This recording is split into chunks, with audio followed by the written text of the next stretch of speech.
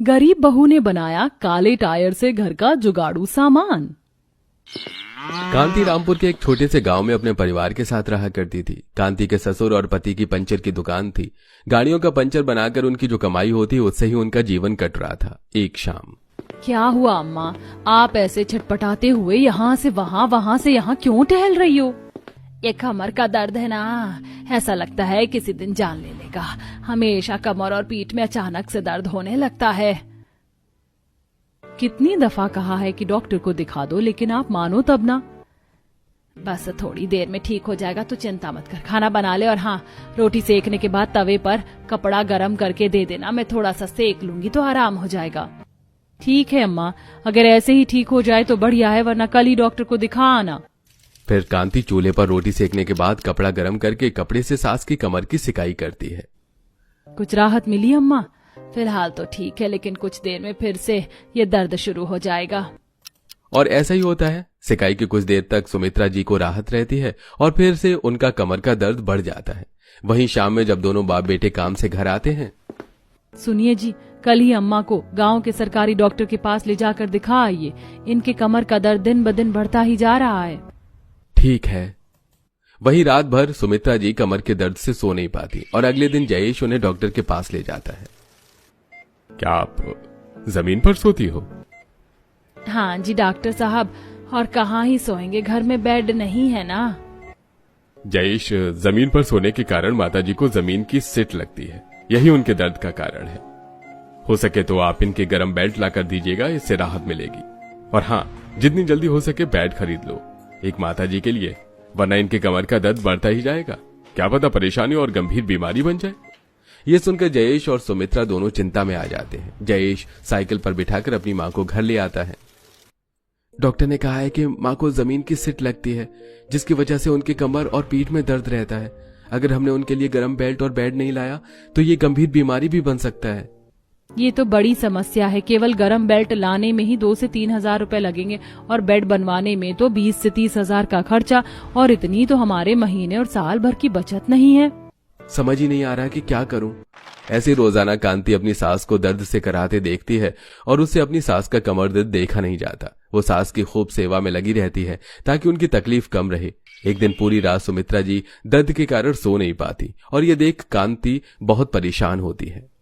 अभी माँ के कमर में दर्द है, इतनी दिक्कत हो रही है। बाबूजी को भी कहीं सिट ना पकड़ ले, कुछ तो जुगाड़ करना होगा। अब ये बच्चे कहाँ गए? अभी तो यहीं थे, खाने का भी समय हो रहा है। कांति बाहर बच्चों को बुलाने जाती है तो वो देखती है कि बच्चे बड़े बड़े टायर से खेल रहे हैं। बच्चों, ये टायर कहाँ से ले आए? माँ, पापा ने दिए। ये टायर खराब हो गए थे ना, तो हमने खेलने के लिए पापा से मांग लिया। देखो कितना मजा आ रहा है टायर से खेलने में। मैं तो इसका घर बनाकर इसमें ही छुप जाऊंगी, फिर भैया मुझे ढूंढ ही नहीं पाएंगे, इतने सारे बड़े बड़े गाड़ियों के टायर के बीच में। नव्या की बात सुनकर कांति कुछ सोच में पड़ जाती है। अच्छा चलो, खाना खाओ, बाद में खेलना। कांति बच्चों को घर में ले आती है और पति की दुकान पर खाना लेकर जाती है। अजी खाना खा लीजिए, बाबूजी आप भी। और सुनिए ना, आज जो बच्चों को इतने बड़े टायर दिए हैं, और टायर हैं क्या? तुम टायर का क्या करोगी? हो तो दे दो। हाँ बहू, ये देख, ये खराब पड़े हुए हैं, लेते जा जो चाहिए। फिर बहू दुकान के पास ही पड़े एक खराब ठेले पर सारे टायर रखकर घर ले आती है। बहू ये क्या है, तुम इनका क्या करोगी? इतने सारे टायर हैं। आपके लिए बेड तैयार करूंगी माँ जी। टायर से कैसे बेड बनेगा? हम जब छोटे थे तो स्कूल में बेस्ट आउट ऑफ वेस्ट सिखाया जाता था और मैं इसमें काफी माहिर थी, लेकिन अब शादी के बाद पति बच्चे और गृहस्थी में लगने के कारण कभी इन सब जुगाड़ का ध्यान ही नहीं आया। अब देखो कैसे मैं आपके लिए इससे बेड तैयार करती हूँ, फिर आपके कमर और पीठ दर्द की परेशानी हमेशा के लिए खत्म हो जाएगी। जिसके बाद कांति सारे टायर को जमीन पर एक दूसरे से चिपकाकर डबल करके रखती है और उन्हें आपस में बांधकर जोड़कर बेड तैयार करती है और टायर के सारे ट्यूब निकालकर उन्हें काट कर आपस में जोड़कर उसके ऊपर का गद्दा तैयार करती है। माँ जी ये देखिए मैंने आपके लिए क्या बनाया है। अरे वाह मम्मी, ये तो काफी सॉफ्ट है। इस पे उछलने में कितना मजा आ रहा है। हाँ मम्मी, सच में इस पे तो उछलने में बहुत मजा आ रहा है, जैसे स्पॉन्ज हो। अच्छा अब हटो यहाँ से और दादी को लेटने दो। दादी की तबीयत ठीक नहीं रहती है ना, और जमीन पर बैठने और सोने से और तबीयत खराब होती है। माँ जी आप इस पे लेट जाइए अब। सुमित्रा जी बेड पर लेटकर देखती हैं। बहू ये तो वाकई काफी आरामदायक है। इस पे लेटने में तो बाजार वाले बेड और गद्दे से ज्यादा आराम मिल रहा है। लग ही नहीं रहा है कि तूने अपने जुगाड़ से तैयार किया है। शुक्रिया माँ जी, अब आप और बाबूजी इसी पर लेटना। मम्मी अब हम भी दादी दादू के पास इसी बेड पर सोएंगे। नहीं बेटा, अगर तुम भी उस पे सोओगे तो दादी दादू को जगह ही नहीं मिलेगी और फिर बहुत ज्यादा कंजेस्टेड हो जाएगा। आप हमारे साथ ही सोना। वहीं शाम में जब जीवन और जयेश भी जी घर आते हैं, बहू का बनाया टायर का जुगाड़ू बेड देखकर बहुत खुश होते हैं। तुमने तो कमाल ही कर दिया भाग्यवान, कोई सोच ही नहीं सकता कि टायर का भी बेड बनाया जा सकता है। मानना पड़ेगा तुम्हारी जुगाड़ को। यह तो बड़ा आरामदायक है। क्यों भाग्यवान, मजा आ रहा है ना नए बेड पर सोने में? आप तो और हो, जब देखो तब फिर की लेते हो। दर्द हो रहा है वो नहीं देखते। माँ जी चिंता ना करो, अब जल्दी ही आपकी परेशानी दूर हो जाएगी। फिर सभी खाना खाते हैं और कांति सबके लिए जमीन पर बिस्तर लगाती है। मम्मी मैं जमीन पर नहीं सोऊंगी, मैं तो दादी और दादू के पास ही सोऊंगी बेड पर। मम्मी मैं भी दादू के पास ही सोऊंगा, जमीन पर नहीं, बेड पर ज्यादा आराम मिलता है। बेटा दादी को कमर की प्रॉब्लम है ना, आप साथ सोगे तो परेशानी होगी। बेड इतना बड़ा नहीं है कि 4 लोग आराम से सो सकें। आप हमारे पास सो जाओ, बदले में जो बोलोगे मैं वो कर दूंगी। पक्का? पक्का, अब सो जाओ। फिर सभी सो जाते हैं। वहीं अगले दिन जब छोटू और नव्या स्कूल से वापस आ रहे होते हैं तो बड़े घरों के गार्डन में बच्चे और बड़ों को झूला झूलते हुए देखते हैं। काश हमारे घर में भी झूला होता तो हम भी ऐसे झूलते ना भैया। लेकिन हम इतने अमीर कहाँ हैं जो इतना बड़ा झूला आएगा। मैं तो मम्मा से अब झूला ही मांगूंगी बेड पर सोने के बदले में। मम्मा ने कहा था जो बोलोगे वो करूंगी। फिर दोनों बच्चे घर आते हैं और कांति से झूले की जिद करने लगते हैं। मम्मा झूला चाहिए झूलने के लिए। मैंने वहाँ बड़े वाले घर में देखा था लोग कैसे झूल रहे थे। मम्मी आपने कहा था कि जो बोलेंगे वो करोगी, अब हमें झूला ला कर दो। बेटा झूला बहुत महंगा आता है और हमारे पास इतने पैसे नहीं है, ऐसे जिद मत करो। दोनों बच्चे माँ के ना करने पर रोते हुए सो जाते हैं और जब जयेश घर आता है तो कांति उसे सारी बात बताती है। हमारी तो इतनी भी हैसियत नहीं है कि पहली बार बच्चों ने कुछ मांगा और हम उन्हें वो दिला सके। ऐसी छोटी चीजों के लिए कौन परेशान होता है। हमारे समय में ऐसे बड़े और मॉडर्न झूले नहीं हुआ करते थे, लेकिन हमने तुमसे ज्यादा झूला झूला है। मुझे तो आज भी याद है आप कितनी तेज झुलाया करते थे और मैं घबराती थी। तब इतने मॉडर्न झूले नहीं हुआ करते थे, तो कैसे माँ जी जब। अरे मेरी जुगाड़ बहू, हम पेड़ पर रस्सी डालकर लकड़ी की पटरी लगाकर झूला करते थे।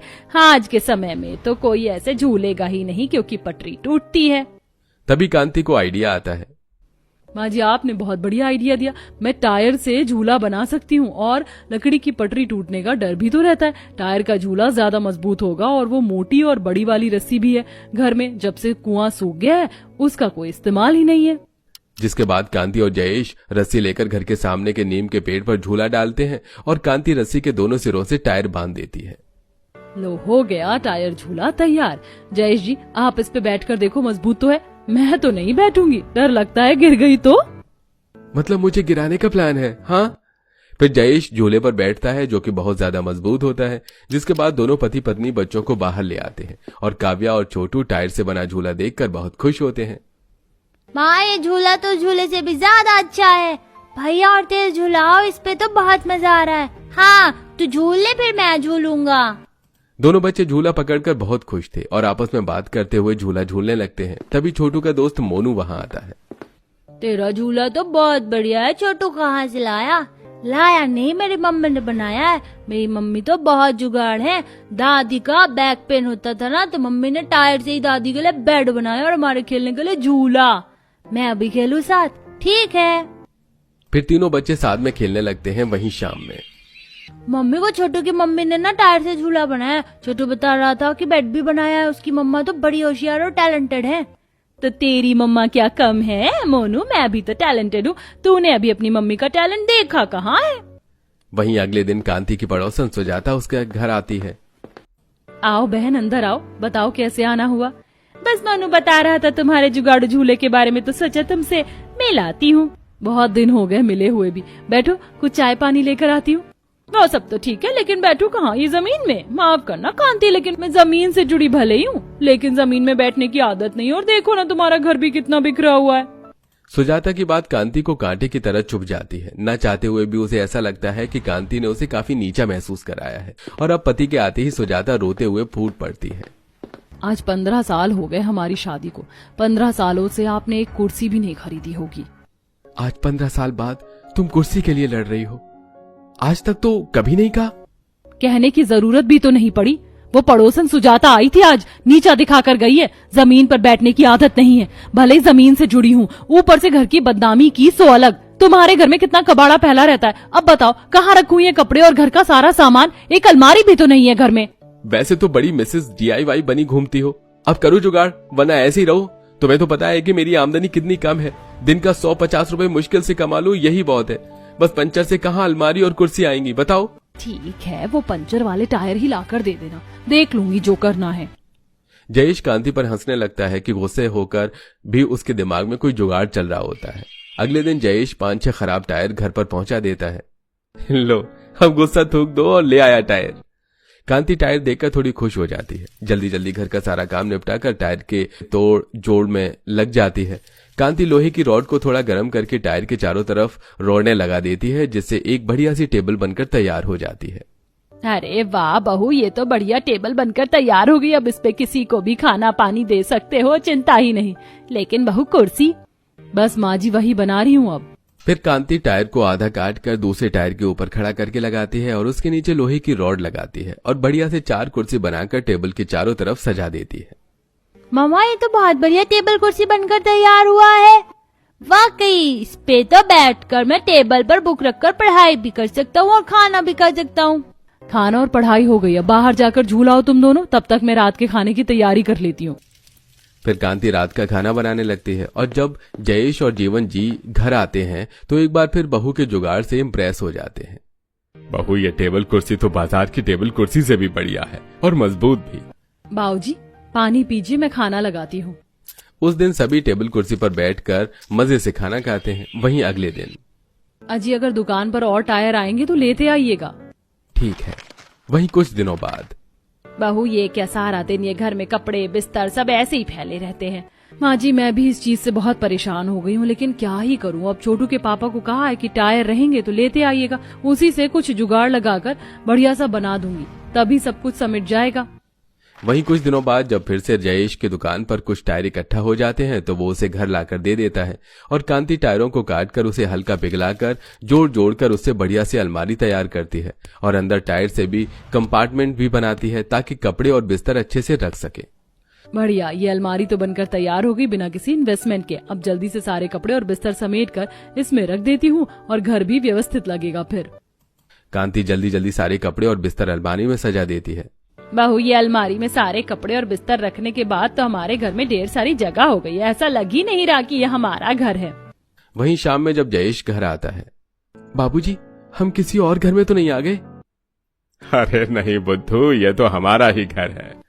आपने जो टायर लाकर दिए थे इस बार मैंने उससे अलमारी बनाई है और उसी में सारा सामान सजा दिया और घर एकदम व्यवस्थित हो गया। हम सब बड़े भाग्य के धनी हैं कि हमें कांति जैसी बहू मिली। घर को संभाल कर और अपने जुगाड़ से व्यवस्थित कर दिया है। जब से बहू ने जुगाड़ लगाना शुरू किया है तब से तो लाख रुपया का काम तो फ्री में ही हो गया। सच कहा जी आपने। ऐसे ही दिन बीत रहे थे। कांति आए दिन कुछ न कुछ जुगाड़ लगाती ही रहती थी। फिर एक दिन सुजाता घर आती है। आओ सुजाता बहन, आज तो मेरे घर से तुम ऐसे ही नहीं जाओगी। क्यों, कोई टॉप ले आई हो क्या? मैं तो बस ये बताने आई थी कि कल बच्चों के स्कूल में पेरेंट्स मीटिंग है तो साथ चलेंगे। अच्छा ठीक है, अब अंदर आओ, थोड़ा बातें करते हैं, पानी पीकर जाना। ठीक है। सुजाता जैसे ही अंदर आती है, आज तो घर का नक्शा ही बदला हुआ था। ये कुर्सी टेबल ये टायर से बना हुआ है? हाँ टायर से बना है, मैंने बनाया है। लास्ट टाइम तुम बिना पानी पिए ही चली गई थी और मेरे घर में कोई भी आता तो बैठने उठने की जगह ही नहीं होती थी, इसीलिए फिर मैंने टायर से ही कुर्सी टेबल और ये अलमारी भी तैयार की है। तुम तो वाकई काफी जुगाड़ और टैलेंटेड हो कांति। माफ करना कि मैंने उस दिन तुम्हें ऐसे बेइज्जत कर दिया, लेकिन ये वाकई काफी मजबूत और सुंदर है। शुक्रिया सुजाता बहन। शुक्रिया से काम नहीं चलेगा, आज तो चाय पिलानी पड़ेगी। हाँ हाँ जरूर, क्यों नहीं। फिर कांति सुजाता के लिए चाय बनाती है और दोनों घंटों तक बातें करती हैं। चलो बहन अब जाती हूँ, मोनू सोकर उठ गया होगा, काफी देर हो गई आज। सुजाता के जाते ही, आज देखा आपने, आज इस सुजाता का बर्ताव कितना बदला हुआ था। सो तो है बहू, और ये सब तेरे वजह से ही संभव हो पाया, वरना ये पड़ोसन तो ढंग से बात भी नहीं करती थी। और देख अब तो मेरी कमर का दर्द भी छुमंतर हो गया, बिल्कुल भी दर्द